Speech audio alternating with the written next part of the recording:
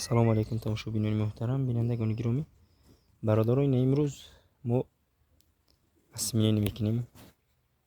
Як гора дар деҳаи ғуломдавлат, ноҳияи Файзобод.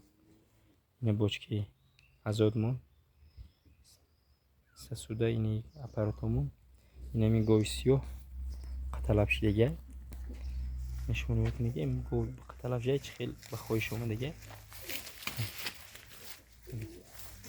Ба хоҳиш омадагай ин гов. Ҳоли мо каш мемонем инами гова дасти асминенӣ мекунем. Ҳар каседе ки говшо мехоҳад асминенӣ бордор кунад, худи гов ба хоҳиш биёя, занг бизанем, мерем, мо асминениш мекунем.